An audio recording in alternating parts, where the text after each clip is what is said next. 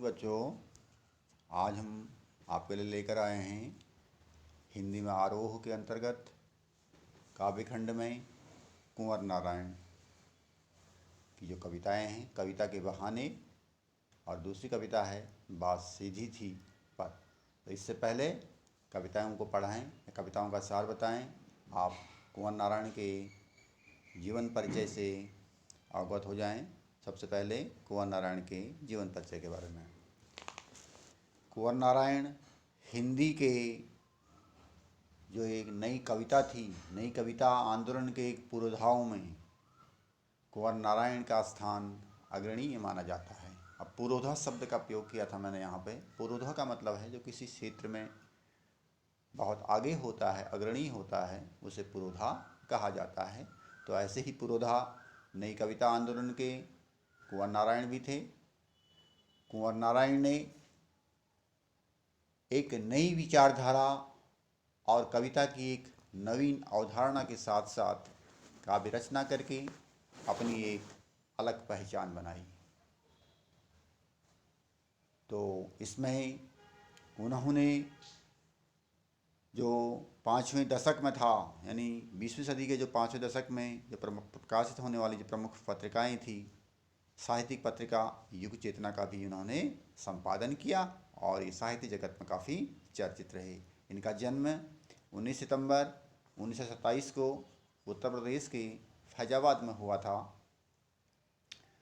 इनकी दीक्षा लखनऊ विश्वविद्यालय से हुई और नई कविता में इन्होंने एक अपनी विशिष्ट पहचान बनाई। देश की आज़ादी में भी, आज़ादी की जो लड़ाई थी उसमें भी इन्होंने बढ़ चढ़ करके भाग लिया और इसके साथ ही इन्होंने चेकोस्लोवाकिया, पोलैंड, रूस और चीन आदि अनेक देशों का भ्रमण किया। इन्होंने जो इनकी नई कविता के दौर में जब प्रबंध काव्य का स्थान लेने के लिए एक लंबी कविताएं रची जाने लगी थी, तब इन्होंने अपनी एक आत्मजयी जैसा प्रबंध काव्य रच करके भरपूर सम्मान साहित्य जगत में प्राप्त किया। कुंवर नारायण जी एक यशस्वी लेखक रहे हैं।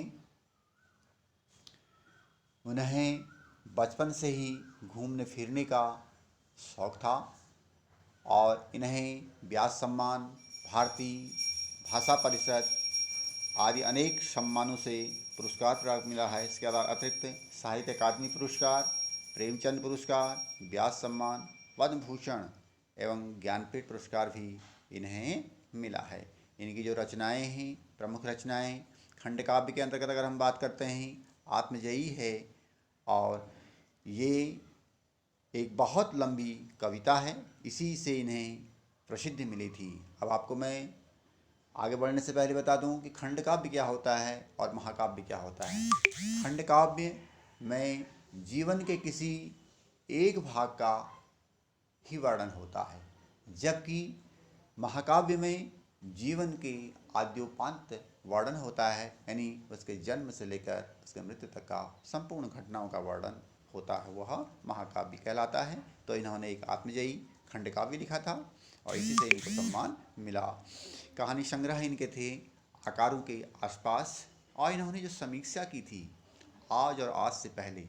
समीक्षा होती क्या है कि कोई चीज़, जैसे मान लीजिए एक कोई फिल्म बनी है, तो इस फिल्म में की समीक्षा जब होगी तो उस फिल्म में कौन कौन सी चीज़ें उसकी अच्छी हैं, कौन कौन सी चीज़ें उसकी बुरी हैं और उसमें और क्या सुधार हो सकता है, इस प्रकार का एक सुझाव लेकर के उसकी कमियां, उसकी अच्छाई, उनको उजागर करते हुए और उसमें क्या सुधार हो सकता है, क्या वह समाज को संदेश दे सकती है, ये सारी बातें समीक्षा के अंतर्गत आती हैं। तो ऐसे ही इनकी एक समीक्षा थी आज और आज से पहले। इसके अलावा इनके जो काव्य संग्रह हैं, चक्रव्यूह, परिवेश, हम तुम, कोई दूसरा नहीं, इस बार, अपने सामने, इन दिनों, और एक सामान्य इनकी रचना थी मेरे साक्षात्कार। तो इनकी अगर हम काव्यगत विशेषताओं की बात करते हैं तो जीवन के विविध रूपों की अभिव्यक्ति इनके काव्य में देखने को मिलती है। कुंवर नारायण जी यथार्थवादी रचनाकार रहे हैं। यथार्थवादी का मतलब है जो घटनाएं वर्तमान में घटित हो रही हैं, वर्तमान से संबंध रखती हैं, तो वह यथार्थवादी कहलाता है। इसके अलावा इनकी कविताओं में वर्तमान जीवन के यथार्थ की मार्मिक अभिव्यक्ति का भी वर्णन देखने को मिलता है। आधुनिक नगरीय जीवन में जो व्याप्त तनाव है, घृणा है, विसंगति है और जो द्वंद्व है हम लोगों के उसमें आपसी असंतोष है, अविश्वास, विद्वेष, शंका, घुटन, अवसाद आदि को इन्होंने अपनी रचनाओं में सहजता से उकेरा है और यह सहजता से इनकी रचनाओं में अनुभव भी किया जा सकता है।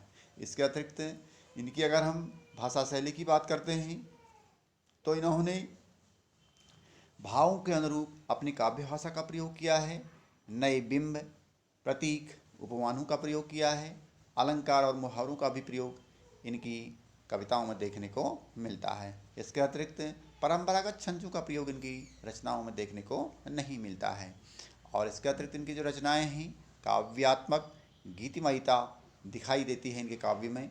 यद्यपि इन्होंने विभिन्न विधाओं में, साहित्य की विभिन्न विधाओं में लेखन कार्य किया, किंतु काव्य लेखन उनकी एक प्राथमिकता रही। तो निश्चय ही कुंवर नारायण के अगर हम काव्य की विशेषताओं, साहित्य विशेषताओं, उनके जीवन के बारे में अगर हम देखते हैं तो निश्चय ही वह हिंदी साहित्य के लिए एक अमूल्य निधि रहे हैं। इनका निधन 15 नवंबर 2017 को नई दिल्ली में हुआ था। इनके निश्चय ही साहित्य को इनका एक जो योगदान है वह अविस्मरणीय रहेगा। तो इस प्रकार कुंवर नारायण का एक संक्षिप्त परिचय मैंने आपको पढ़ाया, तो इसको आप ध्यान से सुन लेंगे। इसके अतिरिक्त मैं अब इनकी जो कविताएं हैं इन कविताओं का सार आपको पढ़ाऊंगा, इसके बाद कविताओं की व्याख्या बताऊंगा। Thank you.